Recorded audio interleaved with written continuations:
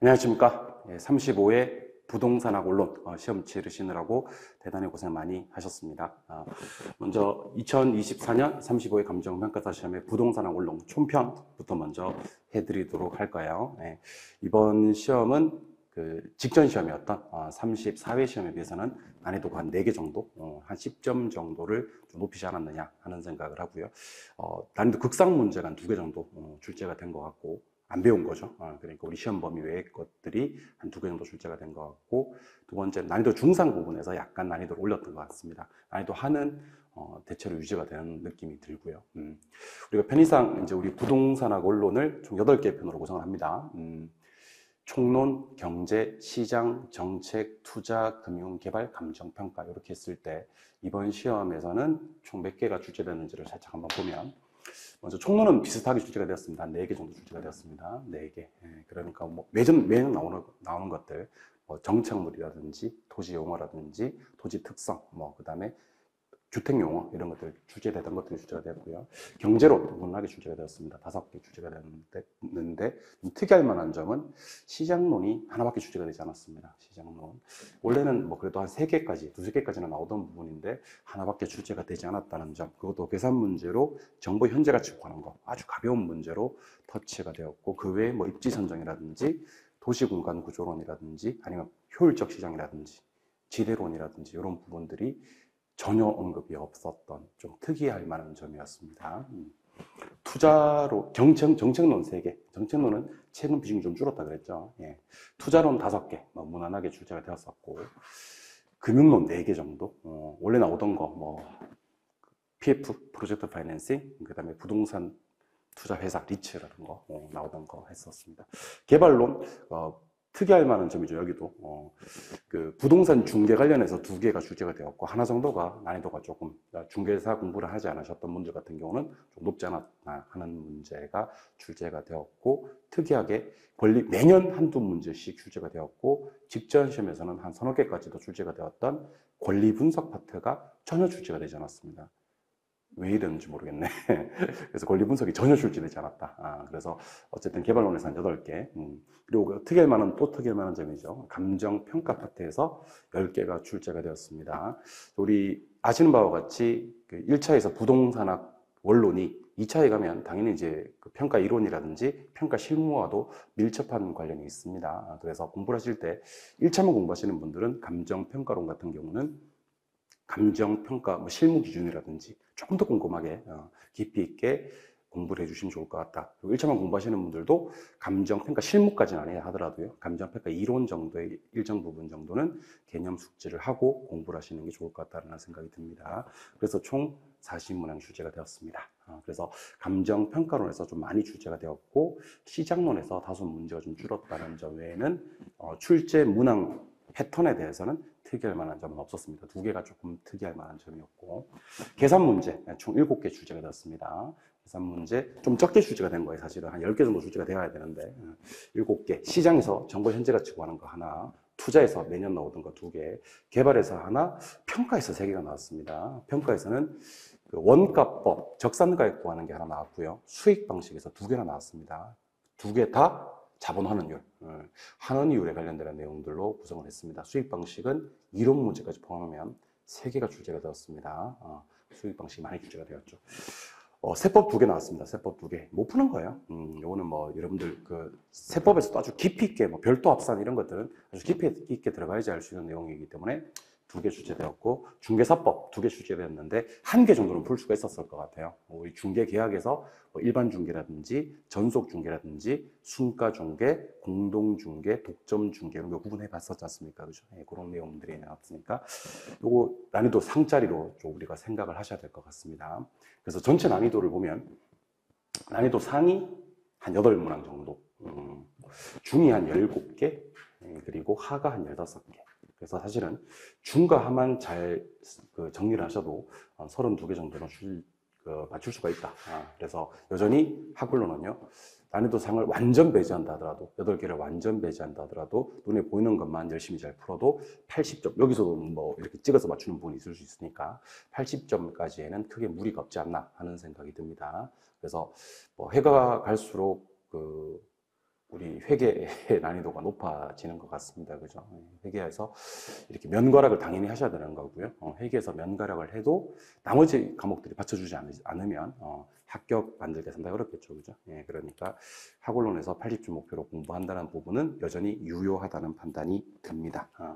그래서 전반적인 난이도에 대해서 말씀을 드렸고, 작년보다는 한 서너 개 정도 더 난이도가 높았다. 그리고 세부 출제 문항표를 좀 보도록 하겠습니다. 총론 아까 4개라고 했었는데, 토지정책물 중에서 이 종속정책물 물어봤습니다. 종속정책물. 독립정책물과 아예 동산인 걸 구분해 봐야 되겠죠. 토지 용어에서는 4개가 나왔어요. 획지, 후보지, 공지, 갱지. 일본에서는 갱지, 우리나라에서는 나지라고 합니다. 그죠? 나지에 대해서 알고 있느냐. 주택 법령상 주택에 대해서 물었었는데 다 알 필요 없고 2개만 공부하시면 됩니다. 세대 구분형 공동주택과 도시형 생활주택, 뭐 에너지 절약형 친환경 주택이라든지 장수명 주택 이런 것까지는 알 필요가 없어요. 2가지 알고 있느냐 정도. 토지 특성은 이번에는 영속성, 부증성. 제가 영속성과 부증성이 정말 중요하다고 그랬습니다. 시간이 없는 분들은 영속성과 부증성만 보셔도 된다고 할 만큼 영속성, 부증성이 중요합니다. 그리고 개별성까지 4개 출제되었고, 경제로는 뭐 또 특이합니다. 왜냐하면 작년에 유량저량 비교를 한번 했었거든요. 매년 비교하는 게 아닌데 왜 또 비교를 했을까요? 아무튼 유량저량 비교하는 거, 이번에는 유량 찾는 게 한번 나왔었습니다. 아주 난이도 하짜리 쉽게 나왔고요. 수요 증가 유입, 그래서 수요 곡선을 우측으로 우상향으로 이동시키는 건데, 조심하실 점은 해당 자와의 가격은 수요량의 변화로서 곡선상의 점이동이죠. 요거 삭제하고 나머지를 풀어야 될 것 같았습니다. 요거 좀 특이한 점이었고, 균형 가격과 균형 거래량의 변화, 수요 공급의 탄력성 매년 나오는 거. 4분면 모형은 이번에는 4분면만 준점을 두고, 그러니까 예를 들면 뭐 건축비가 하락을 하면 신규 공급이 어떻게 되느냐?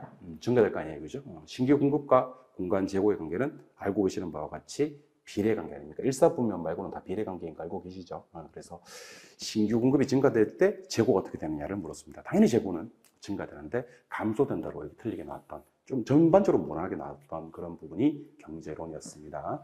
시장론, 정보 현재 가치 계산, 뭐 한 10초 컷, 계산기, 이것도 2년짜리도 안 나왔습니다. 1년짜리 나왔습니다. 그래서 정보 현재 가치 계산, 그냥 빼앗나, 는 한번 때려주면 답이 튀어나오는 아주 난이도 낮게 출제가 되었던 그런 문제였습니다. 10초 컷이 가능했던 문제. 그래서 학원론에서는 계산 문제가 많이 나오면 많이 나올수록 유리하다는 생각도 하셔야 될 것 같습니다. 오케이. 정책론은 작년에 이어서, 뭐 이번에는 좀 시험이 특이한 게, 작년에 나왔던 걸 겁내지 않더라고. 원래 작년에 냈던 걸 좀 피하는 성향이 좀 있거든요, 출제위원들이. 그런데 작년에 외부 효과 나오고, 이번에도 외부 효과 한번 나왔었습니다. 그리고 조세 정책에서 또 이런 짓을 했었어요. 이 재산세에서 별도 합산 것의 대상인 것을 찾아라. 한 3가지 정도 있는데, 요거 전문적으로 세법을 공부하지 않으신 분들 같은 경우는 틀려야 됩니다. 이런 부분은 과감하게 실제로 시험에 나온다 하더라도요, 과감하게 배제를 해주시고, 그 다음에 조세 정책 중에서 지방세, 제가 지방세는 취등제만 기억하시면 된다고 했는데 조금 더 들어갔습니다. 그래서 시군세를 알고 있느냐, 시군세를 알고 있느냐, 이 부분은 좀 정리를 한 세모 조금 하실 분들은 하시고요. 요거 뭐 나와 관계 없다 싶으신 분들은 안 하셔도 될 것 같습니다. 시군세인 것과 시군세 아닌 것 구분하는 문제. 정책론은 이렇게 조세 정책에서 2개가 좀 집중적으로 나왔고, 1개 정도는 배제를 해야 되지 않나. 1개는 세모, 외부 효과를 맞추셔야 됩니다. 투자론, 일단 계산 문제부터 보면 계산 문제가 2개 나왔습니다. 아주 쉽게 자기자본 수익률 계산, 내돈 수익이자 상승분했던 거 알고 계시죠? 아주 쉽게 자기자본 수익률 계산하는 거랑 비율 분석법에서 우리 대부 비율, 담보 인정 비율이라고도 합니다. 아주 쉽게 나왔습니다. LTV 구하는 계산 문제. 계산 문제가 전반적으로 조금 쉬웠습니다. 1개 정도 빼고는. 부동산 투자의 위험과 수익, 정말 난이도 낮게 나왔습니다. 우리가 제거할 수 있는 위험이 체계적 위험입니까? 비체계적 위험입니까? 이렇게 묻는 거, 장난치는 것도 아니고, 체계적이면 제거할 수가 없는데 제거할 수 있다, 이런 식으로 출제가 되었습니다. 아주 쉽게 나왔고, 부동산 투자 분석 기법에서 내부 수익률법이 가치 가산 원리라고 하지 않습니까? 그죠? 순형가법은 다는 거, 결과값을 같이 가산하는 게 성립을 합니다만, 내부 수익률법은 성립하지 않는데 성립한다, 이렇게 해서 좀 틀리게 나왔던 지문이었습니다. 마지막으로 부동산 투자 분석 기법 중 어림셈법과 비율 분석법. 제가 이번에 조금 예감이 조금 그래서 수익률법, 어림세법에서 수익률법이 세 가지 있거든요. 첫 번째가 이제 종합자본환원율, 두 번째가 지분배당률, 세 번째가 세후수익률인데 동요를 꼭 좀 기억하자 그랬습니다. 왜냐하면 이걸 안 줄 것 같아서, 동요를 줄 것 같아서. 그래서 종합자본환원율은 총투자 수익률이고, 세후수익률이 지분투자 수익률이고, 그 다음에 세전수익률, 그러니까 지분배당률은 지분환원율이라고 하거든요. 그래서 종합자본환원율, 지분배당률, 세후수익률의 각각의 동요가 전체 투자, 총 투자 수익률, 지분 환원율, 그다음에 지분 투자 수익률 이렇게 가야 되는 건데 그걸로 문제를 냈습니다. 그래서 좀 적중했던 부분인데 그 부분 공식 알고 있느냐를 물어보는 문제, 분자 분모 바꿔가지고 나는 아주 유치하게 내는 그런 문제였습니다. 투자론도 전반적으로 난이도가 용이했었습니다. 금융론은 대출 상환 방식, 대출 상환 방식 중에서 우리 원금 균등하고 원리금 균등하고 최정식 상환, 원원체 했던 거 기억나시죠? 여전히 이번 시험에서도 가중평균 상환 기간 두레이션을 냈습니다. 요거랑 누가 이제 회수 기간이 늦냐 빠르냐 하는 거 있죠. 그거 가지고 문제를 냈고 난이도 낮았고요. MBTS 종류 약간 어렵게 나왔습니다. 그러니까 지문에서 그 단어를 찾아낼 수 있었느냐? MBTS가 지분인데 뭐 부채권형이다 이렇게 문제를 낸 것 같고 CMO 같은 경우는 상이한 이자율 그리고 우리가 CMO에서는 다른 단어 절대로 기억할 필요 없다 그랬지 않습니까? 상이한, 다른 뭐 이런 말이 다양한 이런 말이 나와야 되는데 일치하는 이자율을 동일한 이자율을 적용한다 이렇게 했는데 지금 약간 어색하게 좀 구성을 해서 혼란스러웠을 건데 좀 어려웠을 것 같아요 오는요. 프로젝트 파이낸싱 부의금융은 뭐 너무 많이 강조했던 거라서 아주 쉽게 맞출 수 있지 않았나 하는 생각이 들고요. 부동산 투자회사법 제가 해마다 강조했던 게 뭐였냐면 부동산 투자회사법 공부할 때 그 우리 부동산 학원에서 금융위원회가 2번 나온다 그랬었습니다. 혹시 기억납니까? 어디에서?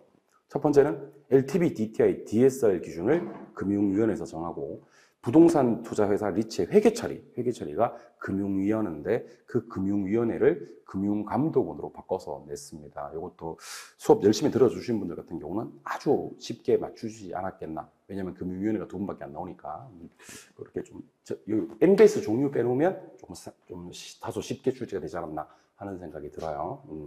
개발론 8개인데 뭐 신탁 너무 많이 했었죠. 신탁, 환지, 공영개발을 알고 있느냐.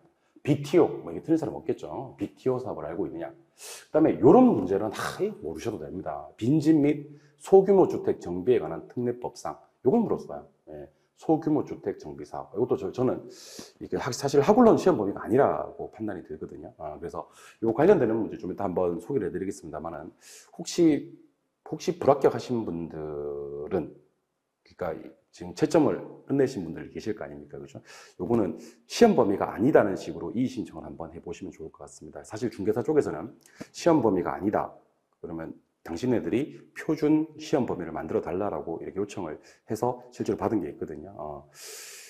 그래서 이의 신청이 받아들여지느냐? 솔직히 말씀드리면 받아들여지지는 않습니다. 학원론에서 시험 범위가 아니라고 해서 받아들여지지는 않는데 그런 이의 신청이 많아지면 많아질수록 다음 출제에서 전혀 안 뵌 부분들을 좀 배제하는 그런 경향이 좀 있더라고요. 그래서 혹시 불합격하셔서 뭐 이렇게 좀 방황하고 계신 분들 그러면서 이 종목 어떻게 해설 강의 하나 보자 이렇게 오신 분들은요 합격 못 시켜드려서 정말 죄송하긴 한데 이 부분도 우리가 빈집 및 소규모 주택 정비에 관한 특례법이라는 건 사실은 강간법에도 속하지 않잖아요. 그렇잖아요. 강간법은 법이 정해져 있잖아요. 그죠? 그렇게 법을 정해달라고 해야 됩니다. 학원론도. 그래서 학원론에서 그러면 강의를 하면 이거 정의에 나와 있는 내용이거든요. 상당히 쉬운 내용인데 사실은 이런 걸 들어갔다가 모든 법을 다 볼 수가 없지 않습니까? 그죠? 수험생들 1년 준비하는 건데 이런 부분은 시험 범위가 아니라는 식으로 한번 이의 신청을 받아들여지지는 않겠지만 다음 출제, 그 다음 해의 시험에서는 아마 그런 부분을 좀 배제하고 내지 않겠나 하는 생각이 좀 들더라고요. 그리고 우리도 학원론에서도 표준 목차표를 좀 받았으면 좋겠습니다. 사실은 공인중개사 쪽에 있습니다. 부동산 관리 방식, 위탁 관리 방식 쉽게 출제가 되었고 비율임 대차, 요 계산 문제 중에서는 가장 난이도가 높았던 계산 문제였습니다. 원래 중개사 쪽에 비율임 대차 계산은 굳이 이렇게 월을 구분하지 않고 연으로 통쳐서 비율임 대차를 계산하는 거거든요. 그런데 1월달부터 7월달까지, 8월달부터 12월달까지 역시 평가사 쪽에서는 비율임 대차 계산 문제가 좀 난이도가 높았구나 하는 생각이 들 만큼 난이도가 높았고, 아마 그 공식을 아시는 분들도 뷰림배치 공식이라고 해봐야 별게 없거든요. 손익분기점까지는 기본 임대료를 내고 추가 부분에 대해서 퍼센테이지를 적용해서 추가 임대료를 내고 둘을 더해서 임대료를 내자 하는 건데, 이걸 임대료를 나누다 보니까 여러분들이 조금 그 시간도 좀 많이 걸렸을 거고 다뤄보지 않은 형태라다 보니까 힘들지 않았겠나 하는 생각은 들어요. 계산문 중에서는 제가 난이도가 제일 높았던 것 같고, 부동산 마케팅은 세그멘테이션, 타겟 포지셔닝하는 STP 전략 쉽게 나왔고, 중개 계약은 좀 쉽게 나왔는데 개업공인중개사 분사무소 이런 부분들은 뭐 사실은 우리 시험 범위는 아닌 거, 관할구역 아닌지 바뀐지를 물어봤던 그런 문제였거든요. 공인중개사법 13조 관련되는 내용인데 요까지는 모르지 않았겠나 하는 생각이 들어요. 그나마 또 유연을 삼을 수 있는 것은 감정평가론이 조금 쉽게 나왔었습니다. 그러니까 과수원은 뭐 공시지가기준법 씁니까? 아니요. 토지는 공시지가기준법 씁니까? 수익가능법 씁니까? 말도 안 되는 소리죠. 토지는 공시지가기준법 쓰죠. 요거 하나 나왔고, 하나 더 나온 게 수익가능법 쓰는 물건. 끝날 때 곤으로 끝나는 애들만 다 찾으면 됐었습니다. 중개사 시험에 나왔던 걸 그대로 가져왔어요. 그러니까 34회 공인중개사 시험 문제, 지금부터 A형, B형 없어졌거든요. 38번 문제였나, 39번 문제를 거의 그대로 가져온 것 같아요. 그러니까 물건별 감정평가가 몇 개 나왔냐면 사실은 2개 나왔고요. 부동산 가격 재원칙도 상당히 난이도가 낮게 나왔습니다. 균형의 원칙과 적합의 원칙은 우리 공부할 때 어떻게 공부했죠? 내부 균형의 원칙, 외부 적합의 원칙 이렇게 공부하기로 했지 않습니까? 그죠? 아주 쉽게 난이도가 최하짜리로 나왔던 것 같습니다. 지역 분석 너무 쉽죠? 우리 지역 분석을 먼저 하느냐 나중에 하느냐, 표준적 이용과 가격 수준 판정하느냐, 최유효 이용과 구체적 가격 판정하느냐, 그리고 인근 지역, 유사 지역, 동일 주거권을 알고 있느냐 하는 내용들 정말 많이 연습도 했고 내용 정리도 깔끔하게 됐던 내용이라서 아마 쉽게 좀 기억하지 않겠나, 맞출 수 있지 않았겠나라는 생각이 들어요. 그다음에 평가 방법, 이 다가구 주택, 우리가 단독과 다가구 주택은요, 구분하느냐, 일괄하느냐 하는 문제가 생기거든요. 그죠? 근데 단독주택 같은 경우는 공동주택과는 달리, 뭐 하지 않고, 일괄하지 않고 구분평가한다. 이건 그걸 일괄평가한다라는 식으로 나왔었습니다. 구분평가한다. 기억을 하셔야 될 것 같아요. 원가 방식, 이론 문제 하나 나왔고요. 그러니까 우리 내용연수법, 정률법, 정액법, 상환기금법 알고 계시죠? 그거랑, 그 다음에 우리 많이 연습했었던 적산가액 계산하는 건데, 뭐가 나왔냐면 이것도 연습 많이 했었습니다. 만년감가. 그래서 표면적으로는 11년처럼 보이지만 결국에는 경과요수가 10년인 거. 이것만 기억하시면 잔존가치도 안 좋으니까 우리가 철저하게 빼나고빠 입각해서 문제 푸시면요, 문제 푸는데 걸리는 시간은 한 30초 컷, 40초 컷 가능하지 않았겠나 하는 생각이 들어요.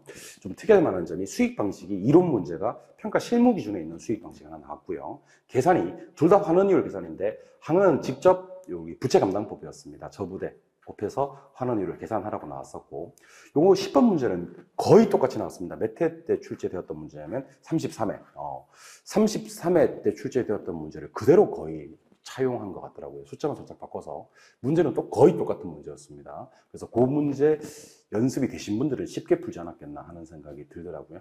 그래서 이 자본회수율, 감가상각률 구하는 거, 요거 구하는 거, 건물에서 감가상각률이요. 연습이 되신 분들은 이것도 쉽게 풀지 않았겠나. 그래서 사실은 뭐 시험이 끝나고 나서 제가 이런 얘기를 하면 좀 얄미울 수도 있겠습니다만은 32개 정도는 못 풀 문제는 사실은 없었던 것 같아요. 없었던 것 같은데 아마 아까 난이도 상짜리 아니면 처음 보는 문제 이런 거에서 여러분들이 당황하지 않으시면요, 정신 바짝 차리고 문제 푸시면 해설 강의에서도 알 수 있듯이 우리가 적어도 80점 맞는 데는 전혀 지장이 없던 그런 출제 패턴이었다 하는 생각이 듭니다.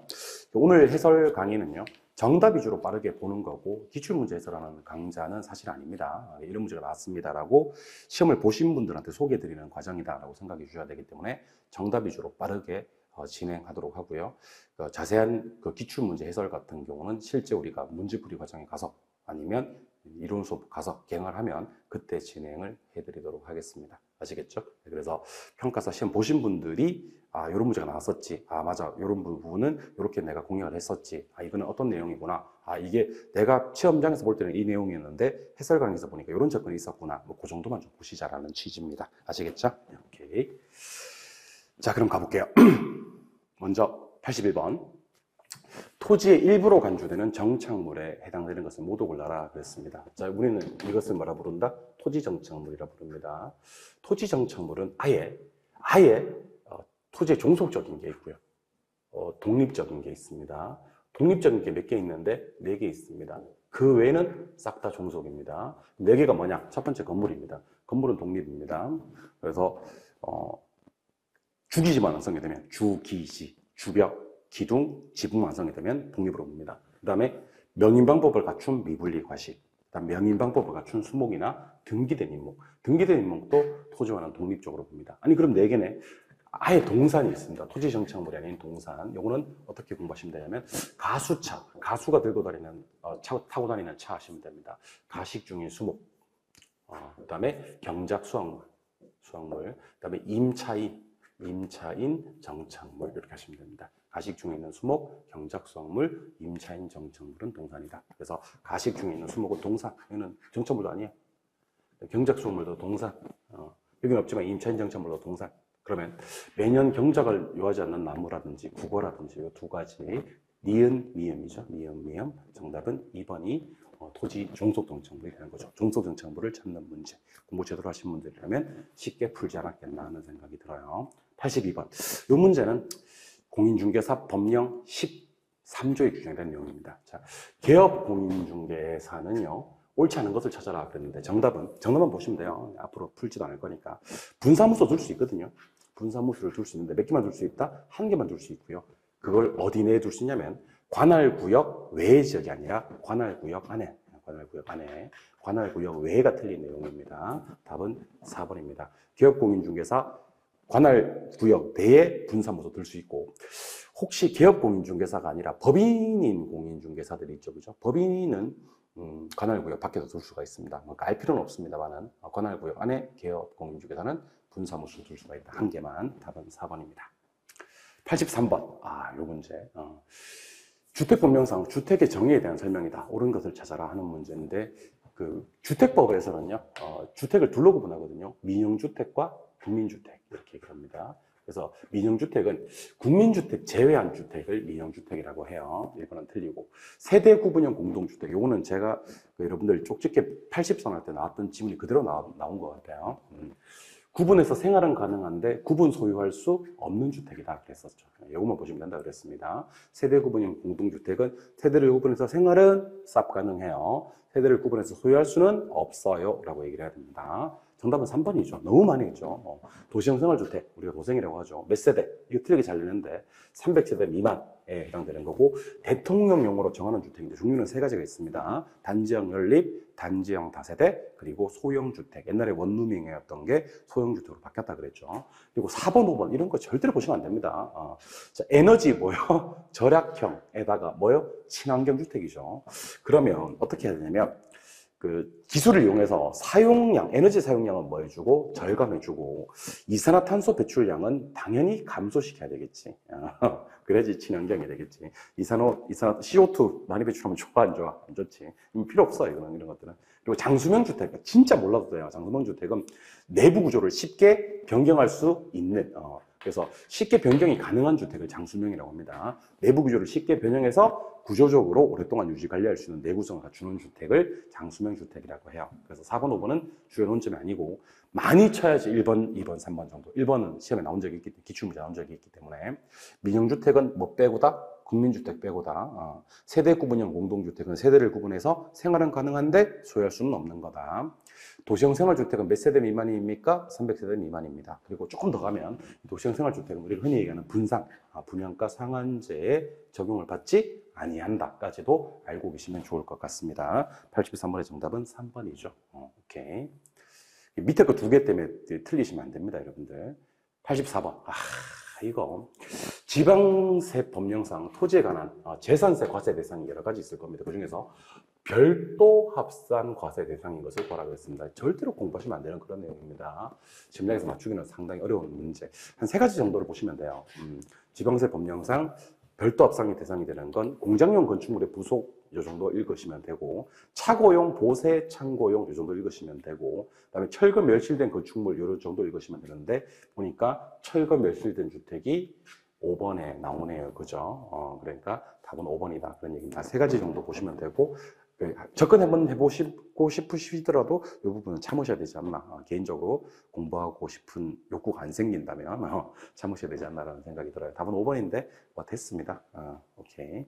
85번 4분면 모형. 디파스칼리 리튼의 4분면 모형에 대한 설명이다. 옳지 않은 것을 찾아라 그랬습니다. 일단 여러분들 여기 건축 원자재 가격이 하락했다라고 얘기가 되어 있습니다. 그래놓고 제가 그 밑줄을 쭉쭉 한번 그어볼 테니까 그 대답을 한번 해보세요. 신규 건설 비용이요. 신규 건설량이요. 여기 안 돼 있구나. 다시. 신규 건설 비용이요. 신규 건설량이요. 그 다음에 균형 공간 재고요. 균형 임대료요. 그 다음에 균형 가격이요. 이렇게 얘기를 하고 있습니다. 그죠? 자, 여러분들 건축 자재 가격이 하락하면 상식적으로 건설비가 어떻게 되는 거죠? 하락하는 거죠. 건축비가 하락하는 거지. 그럼 공급이 어떻게 된다? 증가된다. 공급이 늘어나면 재고가 쌓이지. 재고는 증가된다. 이렇게 해야지.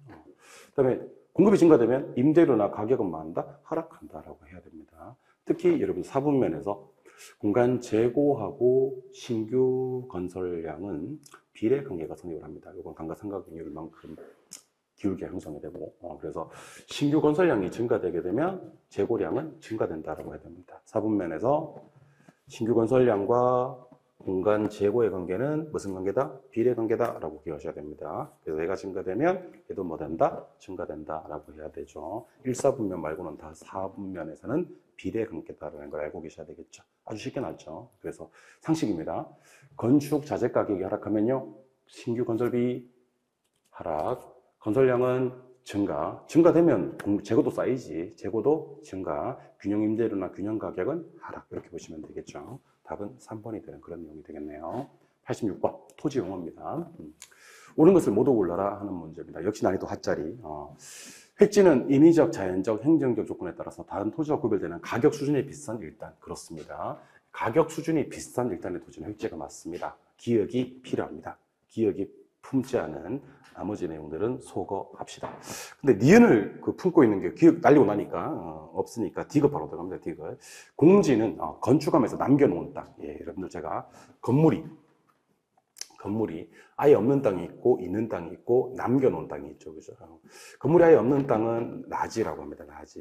있는 땅은 건부지고 건물 짓고 남은 땅은 공지라고 해야 됩니다. 구분하셔야 됩니다. 남은 땅 공지 맞습니다. 디귿을 품어야 됩니다. 뒷부분 들고 결국 리을까지 가야 되겠네.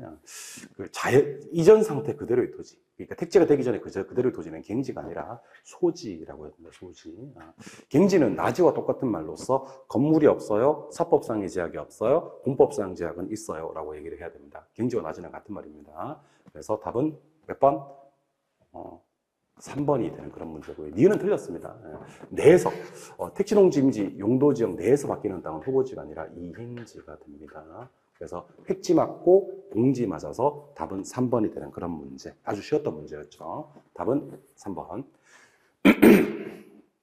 87번. 이게 그러니까 중계가 두 문제 나왔는데 이 정도는 맞출 수 있어야 됩니다. 왜냐하면 이거는 우리 시험에 지금 3번째 나오고 있거든요. 그래도 그나마 기출문제 공부 한번 해보신 분들이 이거 틀린다면 그건 좀 약간 거시기하다. 약간 거시기하다. 왜냐면, 자, 중개의뢰인이 특정한 공인중개사를 뭐 했죠? 정했죠. 그래서 이 계약 공인중개사 한 장에서 중개하도록 하는 계약은 사실은 두 가지입니다. 전속 아니면 독점입니다.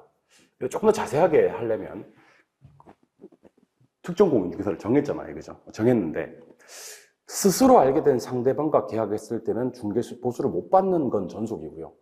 스스로 알게 된 사람과 나발이고 계약을 해도 무조건 수수료를 받아줄 수 있는 게 독점이거든요. 그래서 사실은 이 문제가 이게 좀 복수정답 시비가 없진 않아. 왜냐하면 특정 공인중개사를 정하는 건 전속도 되고 독점도 됐는데 제 생각에는 안 받아들여질 것 같은 게 지문 5개 중에서 독점이란 말을 얘기를 안 했단 말이야. 그러니까 둘 다 될 수가 있는데 얘는 무조건 수수료 수취할 수 있고 얘는 말 때만 스스로 알게 된 상대방 거래했을 때를 빼고 수취할 수가 있는데 그 말이 들어갔었으면 좀 더 좋았을 뻔했는데 독점이 지문 5개 중에 없기 때문에 제 생각에는 복수정답 여지가 좀 없을 것 같아요. 있었으면 될 수도 있었는데.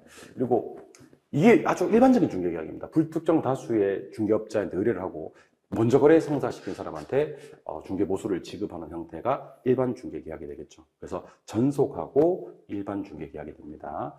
사실은 뭐 이거 말고도 그 공동중개는 2인 이상의 중개업자한테 중개를 의뢰하는 형태고요. 순가중개는 이제 사실은 순가는 뭐예요?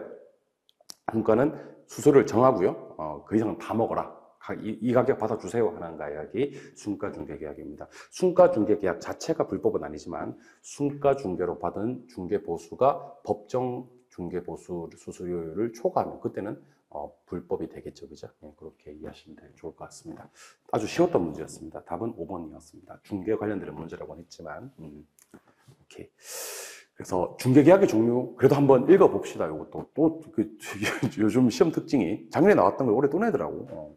그래서 일반 중개계약은 방금 말씀드렸죠. 불특정 다수한테 의뢰를 하고 가장 먼저 이 말이 나와야 됩니다. 일반 중개 아까 답이었던 거고 독점 중개와 전속 중개가 똑같다니까. 특정한 중개업체한테 독점적으로 의뢰를 합니다. 일단 똑같이 의뢰를 하는데 얘는 누가 먼저 거래를 성립시키냐 관계없이 무조건 보수를 받게 돼요. 무조건. 전속은요. 스스로 알게 된 상대방과 직접 거래를 하는 경우에는 중개를 청구할 수가 없고 그 외에는 받을 수가 있는 거.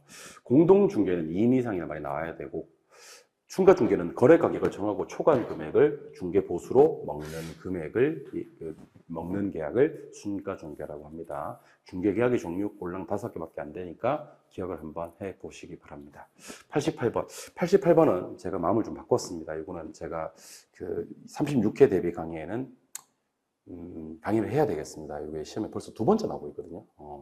그러니까 지방세, 다 지방세입니다. 여기 나와 있는 것 중에서 지방세 아닌 게 없습니다. 왜냐하면 지방세 기본법상 그랬으니까. 근데 지방세 기본법상 지방세를 갖다가 시군세와요. 도세로 나눕니다. 시군세와 도세로 나누는데 유명한 세금만 좀 알려드리겠습니다. 시군세에 해당되는 거. 시군세에 해당되는 것은 재산세와 지방소득세, 주민세까지는 기억합시다. 재산세, 지방소득이 중요합니다. 지방소득, 재산소득, 그 다음에 주민세, 요까지가 시군세입니다. 이 시군세는 3개만 기억하면 되겠네. 방금 뭐야? 재산세와 지방은 빼도 되고, 지방소득, 소득세, 그리고 주민세. 그래서 제소주, 요렇게 한번 기억하면 제일 좋을 것 같습니다. 소주가 있니? 이렇게 물으면 있을 제자 써서 소주가 있니? 제소주, 지소주제, 소주제 이렇게 얘기하면 될 것 같고 나머지 세금들 취득세, 등록세 요거 좀 조심하셔야 됩니다. 지방 소비세 그러니까 소득세가 아니고 소비세입니다. 소비세 그래서 취득, 등록, 면허, 소비 요거는 도세가 됩니다. 그래서 요거 빼야 됩니다. 취득세, 그다음에 소비세 빼야 돼, 소비세 빼야 돼, 취득세 빼야 돼, 등록 면허세 빼야 돼, 소비세 빼야 돼. 이렇게 남아있는 거 3번이 정답이 되겠죠. 그래서 지방세를 또다시 시군세와 도세로 구분했을 때 시군세, 도세 구분해야 될 것 같습니다. 이제. 그래서 이 지방 소득세, 소득세입니다. 소비세는 또 도세로 가버립니다. 이거 나중에 한번 제가 자세하게 한번 정리해 드릴 테니까 그때 가서 한 번 더 정리하는 시간 갖도록 해요. 처음 보신 분들은 좀 어려웠을 것 같습니다. 그 다음 요거 외부 효과입니다. 자, 외부 효과는 토지 특성 중에서 무슨 성과 무슨 성 때문입니까? 그러면 일단 부동성과 인접성 때문입니다. 부동성과 인접성. 그럼 일단 답이 될 수 있는 건 부동성 나와야 되고 인접성 나와야 되니까 4번, 5번 빼고는 다 답이 될 수가 있습니다. 3번도 틀린 건 아닙니다. 3번도 답이 될 수가 있습니다. 왜냐면 외부 효과는 부동성, 인접성이고 나중에 이 외부 효과를 무슨 감가라고 얘기하냐면 경제적 감가라고 얘기를 할 거거든요. 그러면 경제적 감가도 토지 특성, 무슨 성과 관계가 됩니까? 그러면 부동성, 인접성 관계가 되는데 사실은 인접성은 거들 뿐 답이 되는 경우는 잘 없어요. 그래서 사실은 외부 효과도 부동성 하시면 돼. 사실은 인접성과도 관련이 있습니다만 단독은 잘 안 나와. 그리고 경제적 감가도 부동성 이렇게 해주시면 좋을 것 같습니다. 부의 외부 효과가 경제적 감가니까. 두 번째는 시장 참여자가 자신들의 행동이 초래하는 외부 효과를 의사결정에서 감안하도록 만드는 과정을 갖다 우리는 이거 외부 효과 감안해야 되겠는데 하는 과정을 외부 효과의 내부화라고 합니다. 내부화. 답은 2번인데 외부 효과의 내부화가 어떤 건지를 좀 알려드리겠습니다. 이걸 좀 읽어드릴게요. 사람들의 유인 구조를 바꾸어서 사람들의 행동이 초래하는 외부 효과를 의사결정에 나도록 감안하도록 만드는 겁니다. 그래서 세금 같은 것들로 통해서 부의 효과를 계산하는 것을 대표적으로 외부 효과의 내부화라고 얘기를 합니다. 내가 이렇게 환경오염금을 공장 폐수를 내다가는 환경오염금을 막겠는데 세금 처맞겠는데 이런 걸 감안하도록 만드는 것들을 갖다가 우리는 외부 효과의 내부화라고 합니다. 사실은 부동산 학원론 시험에 나올 게 아니라 경제학 원론에서 나왔어야 되는 그런 내용인데 여기서 왜 나온지 모르겠네. 아무튼 내부화라고 해요. 그래서 답은 2번이 되는 그런 문제가 됩니다. 그리고 90번. 솔직히 말씀드리면 저도 찾아봤던 문제입니다. 빈집 및 소규모 주택 정비에 관한 특례법상 소규모 주택 정비 사업에 해당되지 않는 것을 찾아라 그랬습니다. 여러분들 빈집 정비 사업이 없는 건 아니에요. 이 법에 있어요. 빈집 정비 사업은 이런 거고 소규모 주택 정비 사업이 따로 있는데 거기에 종류가 몇 개 있다? 4개 있다는 거예요. 자율주택 정비, 가로주택 정비, 소규모 재건축, 그다음에 소규모 재개발이 있는 겁니다. 빈집 정비는 따로 보셔야 되는 겁니다. 그래서 이렇게 보시는 겁니다. 자, 법 이름이 뭐였죠? 법 이름이 빈집 및 소규모 주택 정비죠. 그러니까 빈집 따로, 소규모 주택 정비 따로. 빈집 정비 따로, 소규모 주택 정비 따로인데 소규모 주택에는 또다시 4가지 이렇게 있는 겁니다. 그래서 답은 빈집은 따로니까 1번이고 나머지 요 3가지가 소규모 주택 정비에 관한 사업들입니다. 맞추기는 어렵겠죠, 그죠? 맞추신 분들은 좀 대단하지 않았나 하는 생각이 들어요. 아마 고득점자들도 빈집은 당연히 있겠지. 왜냐면 앞에서 저걸 줬으니까 힌트같이 이렇게 줬으니까 쓸데없는 걸. 그 답은 1번이 되는 그런 문제입니다. 저한테 풀으려고 했어도 많이 고민되었던 그런 문제일 것 같습니다. 91번.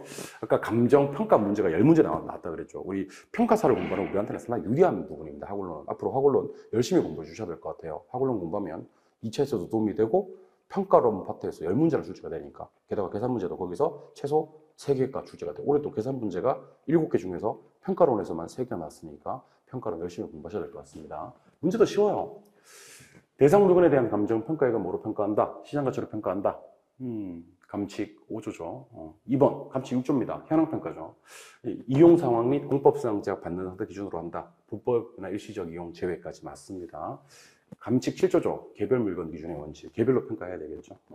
토지를 평가할 때는 수익환원법 적용해야 된다. 토지를 평가할 때는 무슨 법이요? 공시지가기준법입니다. 답은 4번이 되는 그런 문제고 그동안 나왔던 문제 중에서 난이도 최하가 아닌가라는 생각이 들더라고요. 답은 4번. 하나의 물건이라도 가치를 달려야 되는 가치 구분 7조에 있죠. 답은 4번이 되는 그런 문제. 난이도 최하짜리 문제. 92번. 쉬워요. 쉬워요. 다만 우리가 조심하셔야 될 건 얘는 언제 태어난 부동산이에요? 왜 이래?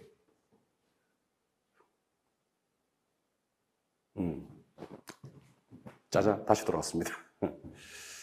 얘는 몇 년도 태어난 부동산입니까? 그러면 2013년도에 태어난 부동산입니다. 2013년도 태어난 부동산인데 지금 2024년이죠. 그럼 몇 살? 그러면 11살. 그러면 큰일 납니다. 왜냐하면 만년경과니까. 얘는 2024년 6월 16일이 돼야지 만 11세입니다. 그래서 얘는 지금 만 10년 요것만 기억 따로 해주시면 됩니다. 오케이. 그래서 어떻게 푸는지 알려드리겠습니다. 제조다로니까 구한 다음에 빼, 나, 곱, 빼 하시면 돼요. 제조다로니까에서 잔존가치 빼는데 얘는 잔존가치도 없어요. 그리고 내용연수 나누고 경과연수 곱하고 마이너스 계산할 거거든요. 다시 제조다로니까 빼주면 됩니다. 그래서 100만 원에다가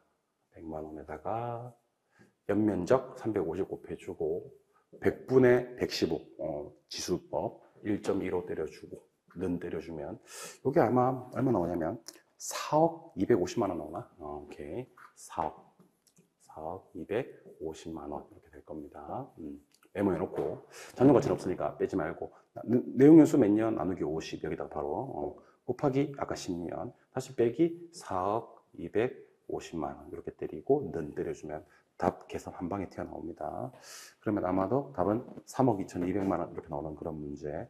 이것도 34회 때 나왔던 공인중개사 시험 문제를 그대로 뺏겼습니다. 사실은 평가사에서 만년가가 먼저 나오고 중개사에서 그걸 갖다가 작년에 가져갔다가 그걸 다시 가져온 것 같습니다. 물론 중개사에서는 만년 감가는 나오지 않았고 그냥 연도하고 날짜 맞추어서 경과연수를 3개 했습니다만 평가타 시험은 만년 감가 많이 나옵니다. 수업 시간에 제가 강조도 많이 했었고요. 계산 문제 중에서는 좀 쉬웠던 계산 문제 아닌가라는 생각이 들어요. 네, 오케이. 답은 2번. 93번 문제. 원가 방식에 대한 설명이다. 옳은 것을 모두 골라라 그랬었는데 원가 방식으로 가액 구하는 건 원가법이고 임대료 구하는 건 적산법이죠. 오케이.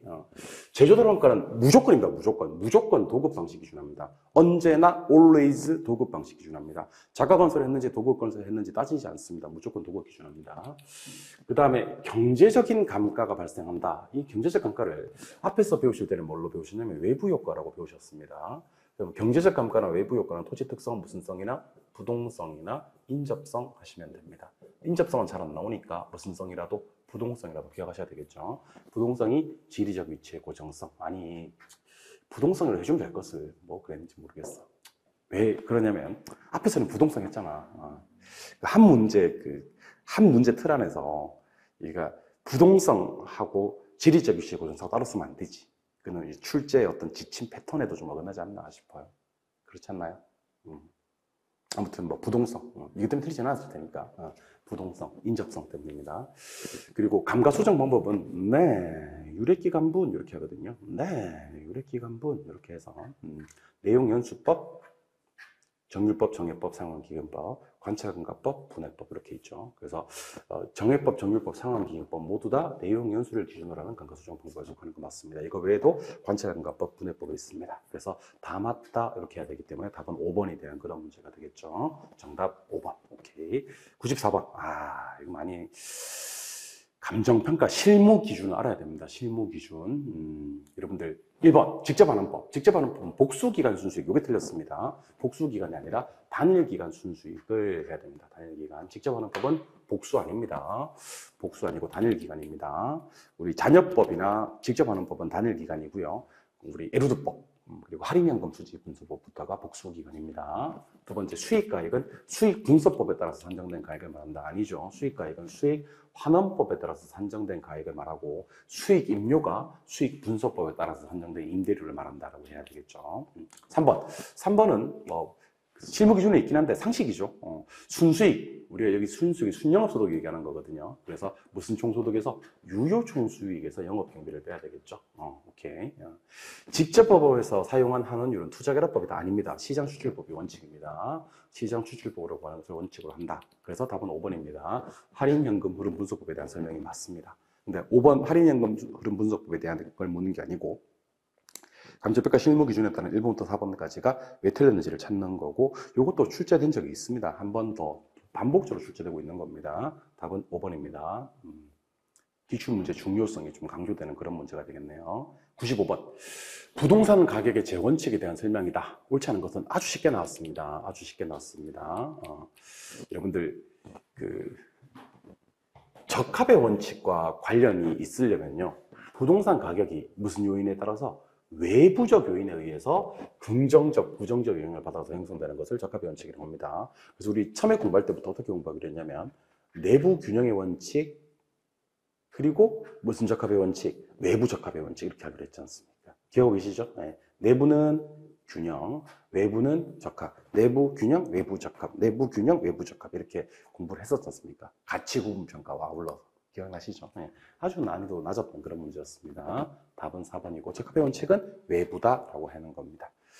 96번도 참석자 전원에게 드리는 서비스 문제인데요. 수익환원법 쓰는 물건, 수익환원법 쓰는 물건은 권으로 끝나는 거, 특허권, 상표권, 전용 측선 이용권, 영업권, 네, 받고 광업재단, 공장재단, 광업재단 다 수익환원법이고요. 이거 말고도 뭐 기업가치, 비상장 채권 이런 것들 다 수익환원법 쓰는 물건들입니다.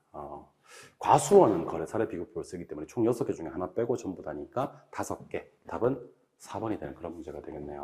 오케이. 수익환원법 쓰는 물건 유명합니다. 기업가치 비상장 채권도 우리 시험에 나오니까 꼭 좀 기억을 하십시다. 97번. 감정평가에서 지역 분석에 관한 내용이 더 옳은 것을 찾아라 그랬는데 이 감정평가 파트가 전반적으로 난이도가 낮습니다. 아주 뭐라고 해야 되나 기분 좋게 푸시면 돼요. 아주 기분 좋게. 감정평가 파트를. 오히려 좀 기본 점수를 확보하고 싶으신 분들은 감정평가 파트를 먼저 찾아서 푸시는 것도 좋을 것 같습니다. 그 정도로 감정평가 파트가 우리에게는 익숙하고 또, 그 다음에 기출문제에서 응용되지도 않고. 왜냐면 감칙이나 실무기준 조문에서 내는 거니까, 행정규칙에서 내는 거니까. 인근지역은 대상부동산에 속한 지역 맞고요. 이용이 동질적이고 가치 형성형입니다. 형성형에서 지역유인을 공연한 지역 얼마나 많이 했습니까? 그죠? 답은 1번입니다. 유사지역은 속한 지역이 아니고 속하지 아니하는 지역이지만 인근 지역과 유사한 특성을 가져야 되고요. 동일주거권은요 대상부동산과 수요 공급 관계가 아니라 말씀 많이 드렸었습니다. 대체 경쟁 관계가 성립을 하면서 존재하는 권역이고 반드시 뒤에 인근 지역과 유사 지역을 포함한다라는 말을 줘야지 됩니다. 사실은 법조문이니까. 틀렸고. 4번 지역 분석은 최유효용과 가격 판정하는 것이다. 이거는 지역 분석에 대한 설명이 아니라 개별 분석에 대한 설명입니다. 지역 분석은 표준적 이용과 가격 수준만 구하는 거예요. 지역 분석은 개별 분석하기 이전에 실시하는 게 일반적이죠. 선지표 먼저 하는 게 지역 분석이다라고 했었어야 됩니다. 그죠? 이제 문제 답은 몇 번? 1번이 되는 그런 문제가 되겠네. 오케이. 98번 문제. 물론 98번 문제는 여러분들 요거 한번 적용을 한번 해봅시다. 토지하는 이율은 뭐만 고려하는데? 토지하는 이율은 자본 수익률만 고려하는데, 건물하는 이율은 뭐 받고? 자본 수익률 받고, 뭐까지? 자본 회수율을 추가한다. 그래서 토지하는 이율에다가 자본 회수율을 얹어줘야지, 건물에 한원 이율을 구할 수가 있다는 겁니다. 그거 구하라는 얘기예요. 그거 구하라. 감가상각률, 자본 회수율 구하라는 그런 문제입니다. 그럼 일단 여러분들 수익 가액 구하는 공식은, 가격 구하는 공식은 순영업소득 나누기 환원이율 아닌가, 그지? 그러면 환원이율 어떻게 구하는데? 그러면 순영업소득 나누기 가격 이렇게 하시면 되는 겁니다. 순영업소득이 얼마인데? 1억 8천인데, 1억 8천만 원인데 가격이 지금 얼마냐면 20억짜리입니다. 20억 분의 1억 8천 이렇게 해서 환원이율은 9%다 이렇게 구하시면 됩니다. 왜 이래?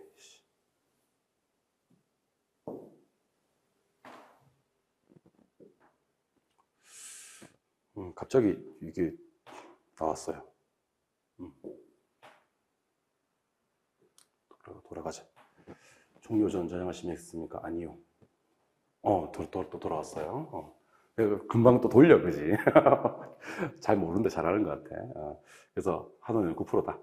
근데 토지하는 이율이 얼마입니까? 그러면 토지하는 이율이 8%입니다. 토지는 그냥 자본 수익률만 고려하면 됩니다.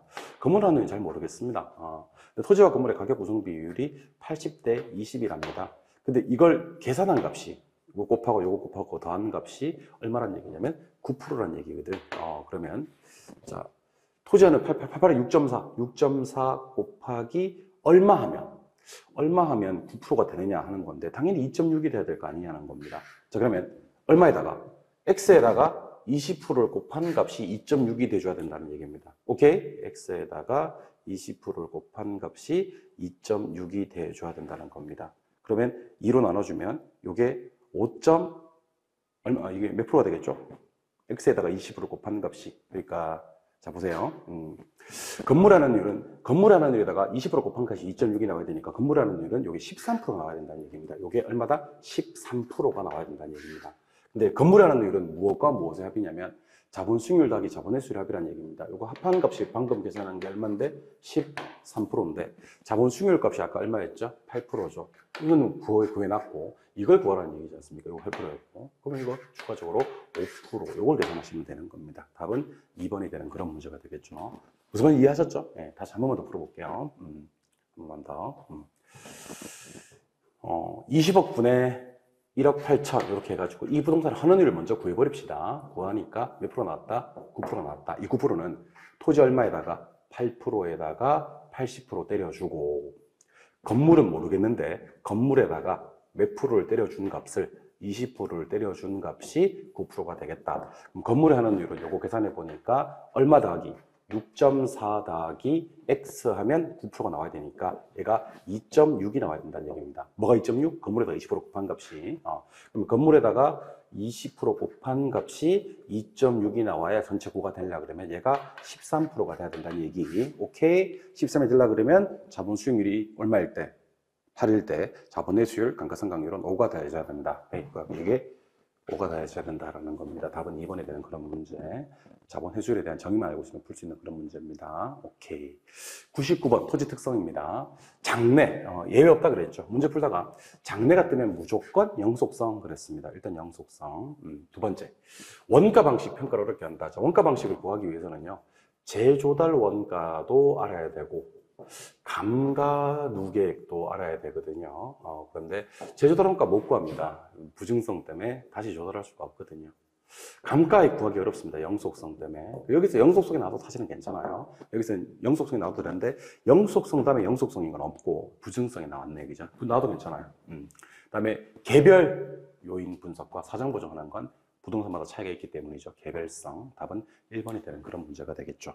그래서 총론 뭐 4문제 다 나왔는데 이제 그렇게 어렵지 않은 그런 문제였습니다. 100번 조금 어려웠던 문제였습니다. 100번 문제는 왜 조금 어려웠던 문제라고 얘기를 드리냐면 2번으로 한번 가볼까요? 주택으로 쓰이는 층수가 3개층이에요. 주택으로 쓰이는 층수가 3개층이고 바닥 면적이 합계가 600제곱미터라는 얘기는 이게 뭐 아니면 뭐냐면 다중주택 아니면 다가구 주택이거든요. 근데 지금 보니까 15세대가 거주할 수 있다. 다가구 주택이 여기서 19세대 이하거든요. 그럼 이거는 다가구라고 봐야 됩니다. 다가구. 왜냐면 학생, 직장인이 장기간 거주할 수 있는 구조란 말이 없기 때문에. 다가구 주택은 대표적인 무슨 주택이고 단독주택이고, 다가구 주택과 같은 단독주택은 공동주택과는 다르게 토지와 건물을 뭐해서 분리해서 구분평가하는 것을 원칙으로 합니다. 일괄평가하지 않습니다. 구분평가한다. 우리 평가 이론 실무 쪽에서 배우시는 그런 내용이죠. 답은 2번이 되는 그런 문제입니다. 단독주택, 다가구 주택들은 구분평가하지 일괄평가하지 않는다. 근데 여기 보니까 일괄평가한다고 했기 때문에 틀린 지문이 되는 그런 문제입니다. 조금 어려웠을 겁니다. 여기 읽는 순간 이걸 보고 다가구라고 판단했었어야 되니까. 101번 아주 쉬웠던 문제였죠. 빼안나 하는 문제였습니다. 일단 뭐해서 5억 5천에서 2억 7,500만 원 빼주고 들어설 확률이 몇 프로니까 60%니까 안 들어설 확률 40% 나눠주고 1년이고 몇 프로니까 10%니까 나누기 1.1은 이렇게 때려주면 끝나는 문제입니다. 그래서 빼고 안 들어설 확률 곱하고 1 플러스 R의 N서로 나눠주고 는 때리면 됩니다. 빼안나. 그래서 해주니까 답은 1억 원이 되는 그런 문제. 답은 2번이 되는 그런 문제고 거의 한 10초짜리 그런 문제가 되겠네요. 그죠? 네, 기억을 하시면 좋을 것 같습니다. 102번으로 갑니다. 102번도 쉬웠습니다. 2번. 부동산 수요와 공급에 관한 설명이다. 옳지 않은 것을 찾아라 그랬는데 5번에 가니까 이건 뭐 작년에도 나왔고 올해도 나오고 내년에 또 나올 거예요. 공급의 탄력성이 작을수록 비탄력적이라는 얘기입니다. 1보다 작으니까 수요가 아무리 변해도 균형 가격의 변동폭은 뭐하고 크지만 거래량의 변동폭은 뭐하다 작다. 비탄력적일 때 기울기 가파를 때 가격 변동폭과 양의 변동폭을 얘기해라. 탄력적일 때는 기울기가 완만하기 때문에 가격 변동폭은 작고 양의 변동폭은 크지겠지만 탄력성이 작아서 비탄력적이 되면요 가격 변동폭은 크지만 양의 변동폭은 작다라고 해야 되죠. 진짜 많이 했던 내용이니까 꼭 좀 기억을 해주시기 바랍니다. 아시겠죠? 오케이. 답은 5번이 되는 그런 문제. 아주 쉬웠던 문제였고요. 103 더 쉬웠던 문제죠. 유량 경제 변수가 아닌 것을 찾아라 그랬습니다. 우리가 저량 외울 때 제자가 보통 달인 이렇게 공부하기로 했죠. 근데 어느 제자가? 저 제자가 보통 저기 있는 제자는 보통 달인이네 이렇게 공부하시면 된다 그랬죠. 재고, 재산 포함, 가치, 보급률, 통화량, 단기, 인구는 자량, 나머지는 유량 이렇게 보시면 되겠죠. 재산은 대표적인 자량입니다. 유량 경제 변수가 아니죠. 답은 3번이 되는 그런 문제. 이렇게 104 좀 어려웠을 겁니다. 104는 인정. 좀 어려웠던 그런 문제였습니다. 부동산 증권에 관한 설명이다. 옳은 것을 모두 골라라 그랬는데 부동산 증권은 MPTS가 있고요. MPTS, MBB, MPTB, CMO 이렇게 있었죠. 근데 요 MPTS 같은 우리는 무슨 형이라고 부르냐면 지분형이라고 그래요. MBB가 채권형. MPTB와 CMO는 혼합형이긴 한데 이것도 채권형이 좀 더 가까워요. 이 중에서 CMO 같은 경우는 이자율과 만기가 다른 또는 뭐 상이한 또는 다양한 이런 말이 나와야 됩니다. 이자율하고 만기만 다른 게 아니고 원리금이 지급되는 순서 그다음에 뭐 우리 조기 상환에 대한 뭐 순서도 다 상이하다 이렇게 얘기를 해야 되거든요. 그래서 기억에 가시면 MPTS 같은 경우는 채권으로 표시되지 않습니다. 지분 채권을 표시하는 게 아니고 지분 표시입니다. 그래서 이거는 틀렸고, 투자자에게 다 이전하는 건 맞아요. 근데 지분으로 표시해야 된다고 해야 되고, 디귿은 왜 틀렸냐면, 만기가, 증권별로 만기가 일치하도록, 그러면 안 되죠. 만기가 일치하면 지급되는 순서를 갖다가 다르게 정할 수가 없죠. 그래서 이걸 다르게, 또는 뭐 상이하게, 이렇게 얘기를 해야 되는 겁니다. 그래서 기역, 디귿 틀렸다, 이렇게 얘기를 해야 되기 때문에 나머지 남는 거, 니은, 리을, 미음이 정답이 되는 그런 문제가 되겠네요. 답은 4번이고요. 105번. 이것도 난이도 상당히 낮았던 문제였습니다. 자, 프로젝트 파이낸싱은 사업주 나왔네. 사업주의 대차 대조표에 부채 표시가 되지 않아서 영향 안 미친다. 사업주한테는 영향 안 미친다고 해야 됩니다. 스폰서죠.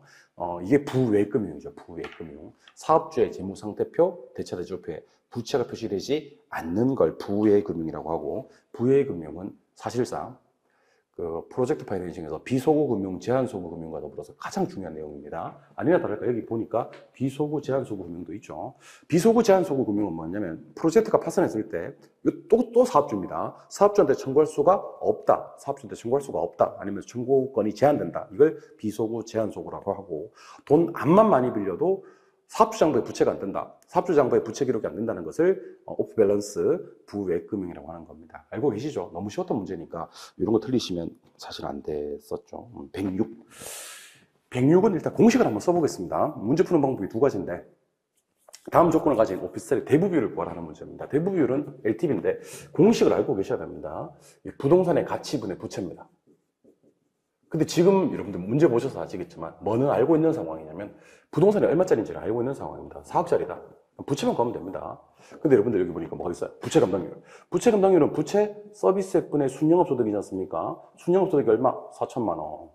부채 감당률 얼마? 2. 부채 서비스가 얼마라는 결론? 2천만 원의 결론이 나오지 않습니까? 근데 부채는 어떻게 구하냐면요. 부채는 부채 서비스액을 저당상수로 나눠주면 됩니다. 방금 구한 따끈따끈한 부채 서비스액 얼마를? 2천만 원을 저당 상수 0.1로 나눠주면 이거 얼마? 2억. 그럼 구했지? 끝! 그러면 4억분의 2억이 되는 겁니다. 그러면 대부비율 LTV는 50%. 이렇게 해서 답이 4번이 되는 문제고. 별도 해설, 별해를 하나 해드리겠습니다. 별해. 우리 뒤에 가면 나오기 때문에 한 번 더 해드리는 거예요. 뒤에 가면 나오기 때문에. 자, 여러분들, 그 자본 환원율 구하는 방법이 두 가지가 있습니다. 자본 환원율 구하는 방법이 두 가지가 있습니다. 자본 환원율 구하는 첫 번째 방법은 뭐냐면, 순영업 소득을 가격으로 나눠주면 돼요. 자본 환원율 구하는 두 번째 방법은요, 저부대 곱해주면 됩니다. 부채 감당, 개텔법이죠. 자동 상수에다가 부채 감당률에다가 대부비를 곱해주면 됩니다. 근데 가격이 있단 말이야. 얼마? 4억. 오케이. 순영업 소득 얼마? 4천. 이렇게. 자본 환원율 얼마? 0.1. 10%가 되는 거지. 자동 상수 얼마? 0.1. 오케이. 부채 감당률 얼마? 저기 있지. 2. 그럼 대부비율 X. 이거 얼마가 돼요? 이거 50% 돼야 됩니다. 50% 돼야 됩니다. 0.1에다가 2를 곱하면 0.2가 되잖아요. 그지? 50% 들어야지 다시 0.1이 되지. 그래서 답은 50%. 그래서 자본 환원율로 풀어도 되고요. 그 다음에 그냥 비율분석법에 대한 내용, 가격분의 순영업소득. 제 생각에는 투자론처럼 낸 것 같아요. 제 느낌에는. 투자론처럼 낸 것 같은데, 감정평가 쪽에 자본 환원율로 푸시는 방법도 답은 똑같이 나와야 됩니다. 강구해 두시면 좋을 것 같습니다. 해설도 제가 나중에 두 개로 다 달아드릴 테니까 참고하시면 좋을 것 같습니다. 답은 4번입니다. 문제 좋아요. 이 문제는요. 107로 갑니다. 옳지 않은 것을 찾아라. 그런데 바로 답이 1번입니다. 너무 쉽죠? 수요 증가폭이 공급 증가폭보다 크다. 그럼 수요 증가만 보면 되잖아. 사실 우리 그 해설 강의 하려고 제가 사실은 지금 월요일이지 않습니까? 그죠? 토요일 날 문제집 확보가 되면 미리 문제를 푸신 분 문제가 나오거든요. 근데 너무 안타까운 게 그래프 그려져 있더라고. 이거 그래프 그리면 안 되는데. 크다면이 나왔을 때는 큰 것만 보면 되는데. 그래프를 왜 그렸을까요? 그분은요. 그러니까 이름도 내가 알아. 그 사람 이름을 갖다가.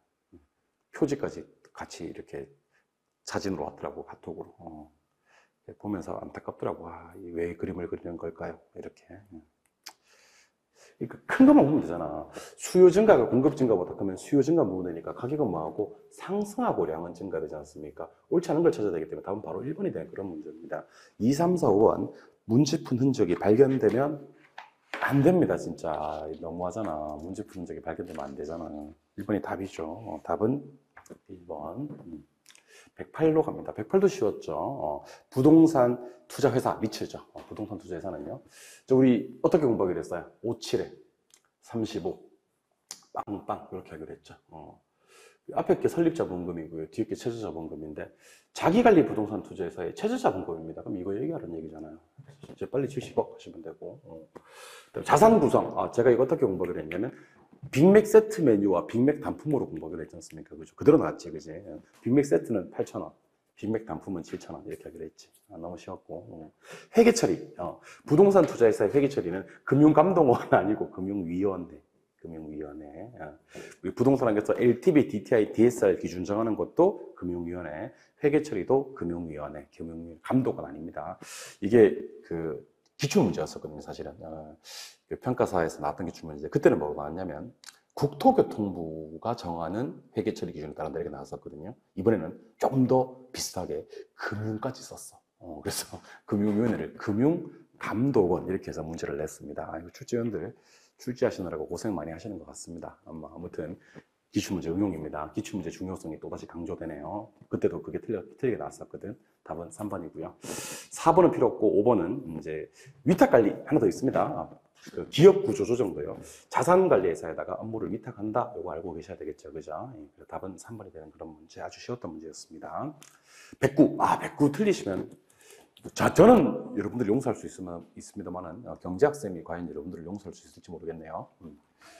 아파트 시장에서 아파트 수요 곡선 우측. 이거는 이제 아파트 수요 증가를 찾으라는 얘기입니다. 수요 증가. 절대로 답이 첫 번째 건 답이 되면 안 됩니다. 아파트 가격 하락은요, 곡선상에서 점이 이동을 하는 수요량의 변화고요. 곡선상에서 수요 법칙에 따라서 하향으로 이동하게 됩니다. 그래서 얘는 곡선이 우측이나 좌측으로 이동하는 것이 아니다라는 생각을 하셔야 되는 겁니다. 아까 시험지 가져온 그 사람 시험지는 이게 답으로 체크되어 있더라고요. 너무 안타깝더라고요. 네, 나한테 안 배운 것 같아요. 나한테 배웠으면 안 틀릴 텐데. 아무튼 곡선상에서 변하는 거기 때문에 이거는 답이 절대로 될 수가 없고요. 지금부터입니다. 대체재 가격 상승은 수요 증가입니다. 오케이. 규제 완화 수요 증가입니다. 가구 수 증가도 수요 증가고요. 여기까지입니다. 금리 상승은 수요 감소, 실질 소득 감소도 수요 감소, 규제 강화도 수요 감소가 됩니다. 그래서 수요 증가 요인은 대체재 가격 상승, DSR 규제 완화, 가구 수 증가 이렇게 해서 3개. 답은 2번이 되는 그런 문제가 되겠죠. 110으로 갑니다. 110. 다른 건 보실 필요가 없어요. 다른 건 보실 필요가 없고 정말 많이 쳐야지 2번하고 4번, 5번 정도만 보시면 됩니다. 2번하고 4번, 5번. 2번. 금융기관은 어떻게 하면 위험이 줄어드냐면요. 부채 감당률은 1초가 1보다 큰 순서대로 대출을 시행하는 게 좋아요. 그래야지 부채를 감당할 수가 있거든. 부채 감당률은 1보다 클수록 좋다. 이거 좀 기억해 주시고. 4번. 회수기간은 원리금 균등 상환 방식이 원금 균등 상환 방식보다 더 길다. 예, 맞습니다. 왜 더 기냐면, 원체거든. 그러니까 원금 균등이 가장 짧아요, 이게. 회수기간이 짧은 순서예요. 그러니까 원리금 균등이 원금 균등보다 회수기간이 더 긴 거 맞습니다. 답은 4번이고요. 5번은 총상환액은 원리금 균등이 원금 균등보다 작다 그랬는데 원금 균등이 더 많이 갚아. 원리금 균등이 더 크다라고 해야 됩니다. 물론 제일 많이 갚는 건 최정식이고 이것보다 더 많이 갚는 것은 만기 일시 상환입니다. 은행에다 갖다 바치는 돈이 제일 큰 거, 만기 일시 상환, 최정식, 원리금 균등, 원금 균등이 가장 적어요. 그래서 총상환액은 원리금 균등이 원금 균등보다는 크다, 많다라고 해야 되겠죠. 답은 4번이 되는 그런 문제가 됩니다. 나머지는 필요 없습니다. 111로 갑니다. 부동산 투자 수익과 위험에 대한 설명이다. 옳지 않은 것을 찾아야겠는데 난이도 극하, 가장 낮아졌던 문제죠. 다양한 자산들로 분산된 포트폴리오는 비체계적임을 감소시키지 체계적임을 감소시킬 수는 없죠. 체계적임은 태초에 감소가 되지 않는 위험입니다. 답은 1번 기분 좋게 풀었을 거고요. 112번 이것도 문제 푸는데 걸리는 시간은 한 5초 컷이 아닌가 싶어요. 시설을 뭐하고 준공하고 빌드, 소유권 뭐하고 기속하고 트랜스퍼, 그 다음에 운영권 획득했다. 그 다음에 끝났어요. 마지막에 임차란 말이 또는 임대란 말이 없이 끝났습니다. 그럼 이건 BTO가 되는 그런 문제가 됩니다. BTO요. BTO. BTL 아닙니다. BTL이 될 수가 없는 게 지금 5개 중에 BTL도 없네 보니까. 그리고 요거는 어느 시설에 적합하다? 교통시설에 적합하다. 이렇게 해야 되겠죠. 도로, 터널, 철도 같은 거. 오케이. 답은 2번이 되는 그런 문제. 111, 112 합쳐서 문제 푸는데 걸리는 시간 10초입니다. 10초. 사고를 열심히 해야 되는 이유입니다. 113으로 갑니다. 113. 다음과 같이 주어진 조건에서 환원율, 아까 이거 한번 해봤었는데 환원율 어떻게 구하죠? 그러면 환원율은 저부대 곱하면 됩니다. 저부대. 그럼 지금 이 문제에서는요. 뭐가 나와 있겠어? 저당 선수가 0.06 이렇게 나와 있는 거야. 대부 비율은 몇 퍼? 25% 이렇게 나와 있는 거지. 25%. 그럼 뭐만 구하면 되는데? 부채 감당률만 구하면 되는데, 부채 감당률은 부채 서비스액분의 순영업소득이지. 근데 뭐가 나와 있어? 부채 서비스액 2천만 원 이렇게 나와 있단 말이야. 여러분들은 뭐만 구하면 돼? 순영업소득만 구하면 되는 겁니다. 순영업소득은 가능총소득에서 공시를 빼고요. 유효총소득을 구한 다음에 영업경비를 빼면 순영업소득이 됩니다. 가능총소득이 얼마고요? 8,500만 원이고요. 여기서 일단 공시를 몇 프로? 5%를 뺍니다. 5% 빼고. 내가 계산해놨습니다. 이런 사태가 벌어질 줄 알고. 그러면 유효총소득이 얼마냐면 8,075만 원입니다. 8,075만 원. 영업경비는요. 누구만 영업경비냐면 재산관리 수수료, 유틸리티 비용, 관리직원 인건비 요 세 개만 영업경비입니다. 2%, 3%인데 2%, 3%가 얼마냐면 170, 255라서요. 이거 합산해주면요. 595가 돼요. 595. 그래서 여기다가 595를 빼주자는 얘기예요. 595 빼주니까 이런 사태가 벌어질 줄 알고 계산해 왔습니다. 순영업소득이 7,480만 원 나옵니다. 7,480. 그럼 재빨리 7,480만 원을 2천만 원으로 나눠주면요. 여기 3.74가 나옵니다. 계산기에다 대고 저당 항수 0.06 곱하기 3.74 곱하기 25% 그대로 때려도 돼요. 25% 그대로 때려도 답은 얼마가 나온다? 0.0561 퍼센테이지로 바꾸면 5.61% 되는 그런 문제입니다. 상당히 복잡해 보이는 그런 문제지만 난이도는 그렇게 높지 않았던 그런 문제였습니다. 난이도 높은 문제 아니니까요. 절대로 틀리지 않았으면 좋겠다라는 얘기를 드려봅니다. 아시겠죠? 오케이. 그리고 114. 114. 이렇게 나온다니까. 진짜 이렇게 나온다니까. 총투자 수익률, 지분투자 수익률 이렇게 나온다니까. 총투자 수익률, 지분투자 수익률이 각각 무엇을 의미하냐면 총투자 수익률은 종합 자본 환원율을 얘기하는 거고요. 조심하셔야 돼요, 이거. 지분투자 수익률은 세후 수익률을 얘기하는 겁니다. 아니 그러면 동의어만 안다면 공식 쓰는 거 시간 문제잖아, 그지? 세후 수익률은 지분투자액분의 세후고요. 종합자본 환원율은 총투자액분의 순영업소득이잖아. 그러면 4번 총투자 수익률은 뭐로 나눈 값이라고 해야 됩니까? 바뀌었네. 순영업소득을 NY를 총투자액으로 나눈 값이다 라고 했었어야 되지. 답은 4번이고. 그러면 5번은 맞느냐? 예, 맞습니다. 세후를 지분으로 나눈 비율이다. 이거 맞지. 그래서 4번이 답이 될 수밖에 없다. 그리고 이거 제가 마지막에 좀 느낌이 좀 껄쩍지근해서 동의어 정리 꼭 한번 했으면 좋겠다라고 얘기를 드렸었고요. 동의어 정리 하신 분들은 안 틀렸겠죠, 그죠? 뭐로 나눈 값이다? 순영업소득을 총투자액으로 나눈 값이다라고 했었어야 됩니다. 답은 4번입니다. 여기서 살짝 답은 4번이 확실한데 영업비용 비율이라고 하기도 하고요. 이거 영업경비 비율이라고도 하거든요. 영업경비 비율이요. 영업경비 비율은 운영경비를 유효총소득으로 나누는 비율이에요. 사실 좀 문제가 되는 게 그냥 총소득으로 나눈 값이다. 그냥 GI로 그냥 그로스 인컴으로 나눈 값이다라고 했었어야 되지 않나 싶어요. 왜냐하면 영업비용 비율은요. 가능총소득에 대한 영업경비 비율과 유효총소득에 대한 영업경비 비율을 둘 다 구할 수가 있는 거거든요. 그러니까 PGI와 EGI를 다 쓸 수 있는 거거든요. 실제로 시험에도 그렇게 나오고 있고, 그래서 일반적으로는 이거 EGI를 기준으로 합니다. 유효총소득분의 운영경비를 합니다만은 일반적으로 영업경비 비율이라는 것은 그냥 총소득분의 영업경비가 돼야 될 것 같거든요. 그래서 이 문제는 1번하고 4번하고 복수 정답이 여지는 조금 있긴 합니다. 왜냐하면 처음부터 유효총소득을 쓰는 공식은 채무불이익률이 유일하거든요, 원래. 원래 영업경비 비율은요, 총소득분의 영업경비고 그 총소득이 가능총소득이 될지 유효총소득이 될지는 사실은 지문에서 주어져야 되는 거고요. 물론 시험은 대부분 유효총소득 나옵니다만은 제가 정확하게 기억이 안 나는데 공인중개사 30회 시험이었나? 31회?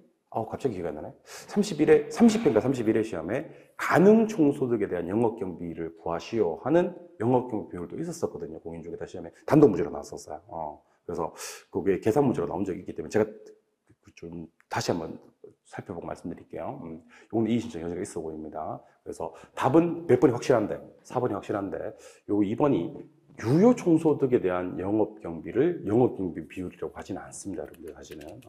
그러니까 요거는 조금 조심해야 될 것 같다라는 생각이 들어요. 답은 4번인데, 받아들일지 안 받아들일지 모르겠지만, 실무적으로 그 영업경비 비율은 유효 총소득을 쓰긴 해요. 근데 가등초득을 쓰는 경우도 없진 않거든요. 그래서 1번은 반드시 저게 맞다라고 보기는 좀 힘들 것 같아요. 답은 일단 4번이고 1번도 좀 거시기 하다 정도만. 115. 115는 부동산 마케팅 활동에 대한 설명이다. 옳지 않은 것을 찾아라 그랬는데 답은 뭐 당연히 3번이죠. 세분 시장은 개념적으로 구분될 수 있으며 마케팅 믹스 요소에 대해서 동일하게 반응하지 않고 다르게 반응을 하겠죠. 당연히 어떤 믹스니까 적용되느냐에 따라서 다르게 적용을 할 거다. 뭐 내용적인 측면에서는 다를 거 없고요.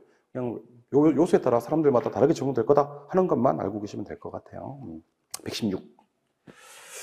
부동산 투자 분석에 대한 설명이다. 옳지 않은 것을 찾아라 그랬습니다. 여러분 순영가법은 가치 가산 원리가 적용되지 않습니까? 그죠? 합하면 결과치가 되는데 내부수익법은 가치 가산 원리가 적용되지 않습니다. 그래서 서로 다른 내부 수익률을 가지는 두 자산에 동시에 투자하는 경우 투자 안의 내부 수익률은 각 자산의 내부 수익률 다음과 같다, 다음과 같다, 다르다라고 해야 됩니다. 순영가법은 가치 가산이 되는데 내부 수익률법은 다 할 수 없다라고 얘기해야 됩니다. 가치 가산 원리. 그래서 내부 수익률법은 가치 가산도 안 되고 반드시 불극대한다고 볼 수도 없고, 그다음에 할인율도 재투자율도 내부 수익률이고, 그다음에 복수의 내부 수익률이 나올 수도 있다, 헛수가 나올 수도 있고, 그럼 투자 판단이 불가능해진다라고 얘기를 해야 되겠죠. 답은 2번이 되는 그런 문제가 되겠네요. 117, 이것도 안 해도 상당히 쉬웠죠. 위탁관리 방식에 대한 설명인데 옳지 않은 것을 찾아라. 위탁관리 방식은 기밀 유지에 불리하죠. 불리합니다. 나머지는 다 맞는데 기밀 유지에 불리하다. 우리 자가관리, 위탁관리, 장단점 정말 많이 했던 내용이니까 꼭 좀 기억을 해야 되겠습니다. 118입니다. 자기자본 수익률 구하는 공식은 알고 계시죠, 그죠? 네. 일단 요즘 이런 식으로 많이 나온다고 그랬습니다. 이것도 중요해서 시험에서 거의 가져온 것 같은데, 지분이 있고요. 지분, 부채가 있습니다. 타인자본을 활용하지 않았을 때는 지분이 1억이고요. 부채가 빵원입니다. 타인자본을 40% 활용했을 때는 부채를 4천만 원 끌어와야 됩니다. 내 지분 6천만 원 들어가야 되고요. 첫 번째는요. 기억은 내 돈 수익이자 상승분해서 내 돈 1억. 수익은 500만 원. 이자는 안 빼도 되죠. 빌린 돈이 없기 때문에. 1억에 2%가 가격이 올랐으니까 200 이렇게 해주는 겁니다. 그럼 일단 7%가 나와줘야 됩니다. 답이 될 수 있는 건 3개나 될 것 같고요. 니은을 풀어봅시다. 내 돈 얼마? 6천. 6천.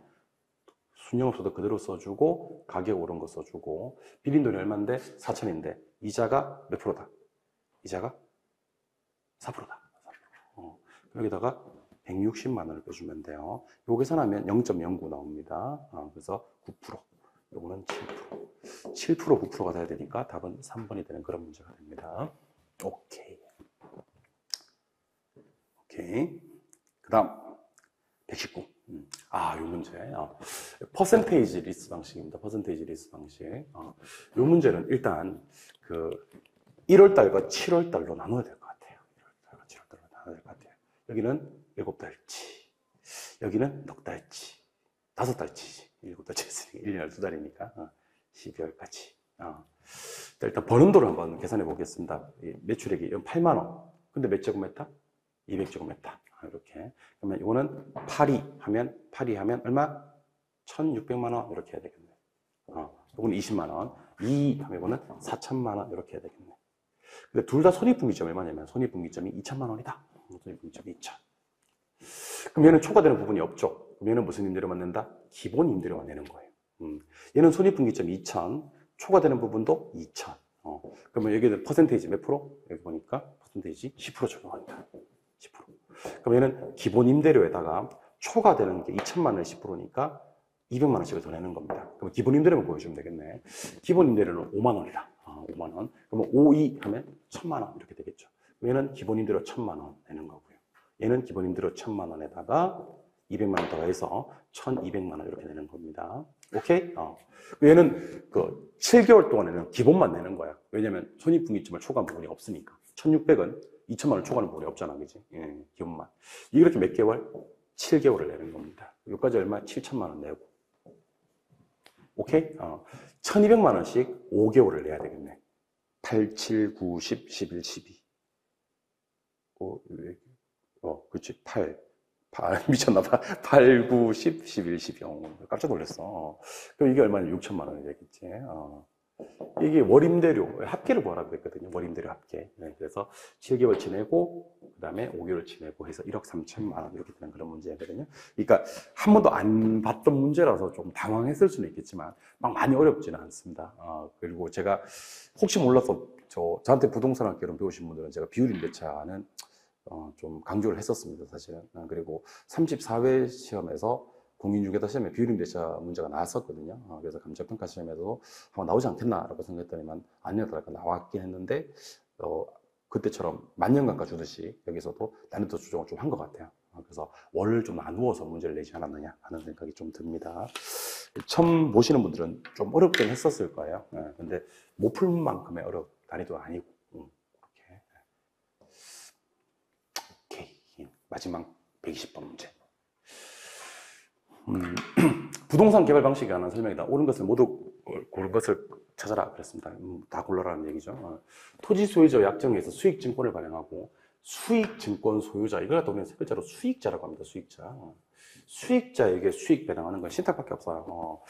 이 사업위탁 방식은 그 수익증권 소유자란 말을 하지 않고 벌써 그냥 토지 소유자라 그래요. 조금 애매하게 내긴 했었어요. 왜냐하면 이게 신탁이었으면 처음부터 소유권 이전했다라는 말을 주는 게 훨씬 더 좋거든요. 소유권 이전하면 뭐 줘요? 소유권 이전하면 수익증권 줘요. 수익증권 수익자가 되는 거지. 신탁회사가 되는 거고. 그래서 사업 끝나고 나면 수익자는 다 주거든요. 신탁회사는 순탁 고소 수수료 먹고. 그래서 소유권 이전한 말을 줬으면 좋았을 뻔 했는데 안 줬어. 이건 뭐 의도가 담겨 있는 건지 아닌지는 모르겠는데 아무튼 안타깝긴 합니다. 소유권 이전에 들어갔으면 신탁이 좀 바로 알았을 텐데. 하지만 두 번째, 세 번째도 기회가 있습니다. 택지개발 사업이 끝나고 토지 소유자에게, 원래 토지 소유자에게 되돌려주는 방식, 이걸 환지라고 하죠. 그래서 이 두 번째가 이렇게 환지가 들어올 수밖에 없는 겁니다. 사실은. 환지.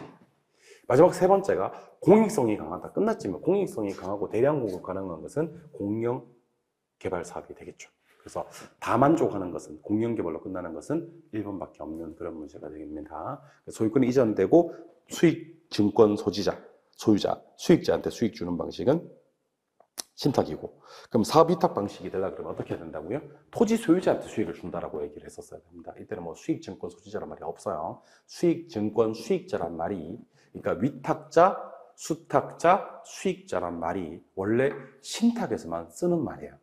아시겠죠? 네, 그러니까 위탁 방식에서는 오히려 위탁자, 수탁자, 수익자 말을 쓰지 않고 그냥 토지 소유자, 개발업자 이런 말을 쓴다는 것도 알고 계셨으면 좋겠습니다. 이해하셨죠? 네, 이렇게 해서 총 40문제를 풀어봤고, 뭐 풀면서도 이제 거래사례비교법 공시가기준법 계산 문제가 안 나왔다는 거, 거의 안 나온 적이 없었거든요. 좀 특이할 만한 점이고, 난이도가 극상까지 아니었다는 거, 작년이 조금 평이했었거든요. 작년보다 조금 어렵게 나왔다는 거, 그리고 뭐 별도 앞선 과세 아니면 뭐 빈집 소규모 주택 정비 이런 거 안 배웠던 거 몇 개를 제외하고 나면 우리가 배웠던 범위 내에서는 풀 수 있었지 않았겠나 하는 생각도 드는 바입니다. 그래서 혹시 저와 다른 생각을 갖고 계신 분은 여러분들 말이 옳습니다. 제가 그냥 전문가로서 말씀드리는 겁니다. 전 관연도의 출제 그 패턴에 비해서는 어땠다 이런 거고, 두 가지를 당부드리고 싶습니다. 혹시 합격하신 분들도 시험 범위가 아닌 것들은 좀 이렇게 아니다라고 뭐 이런 거 너무 표준화된 표준화된 시험 범위표가 필요할 것 같다라는 측면이고요. 아까 영업경비 비율, 운영경비 비율, 그 부분에서 무조건 유효총수독에다가 영업경비를 적용하는 건 아니다. 복수전답 여지가 있는 건 제 눈에는 하나 정도 보이는 것 같습니다. 고생하셨고요. 합격하신 분들은 진심으로 축하드리고, 불합격하신 분들한테는 학점 못 시켜드려서 죄송하다는 말씀을, 위로 말씀을 전하면서 언젠가 크게 웃을 날을 기약해 봅니다. 일단 합격, 불합격을 떠나, 당락을 떠나서 시험 치르시느라고, 시험 준비하시느라고 대단히 고생 많이 하셨고요. 일단은 당분간 푹 쉬시면서 결과를 기다려보는 것도 좋은 방법일 것 같습니다. 이렇게 해서 35회 감정평가사 부동산학 원론 해설 강의를 모두 마치도록 할 거고요. 저랑은 이제 혹시 영상 공부를 앞두고 뵙는 분들은요, 강의실에서 영상으로 앞으로 찾아뵙도록 하겠습니다. 수고하셨습니다.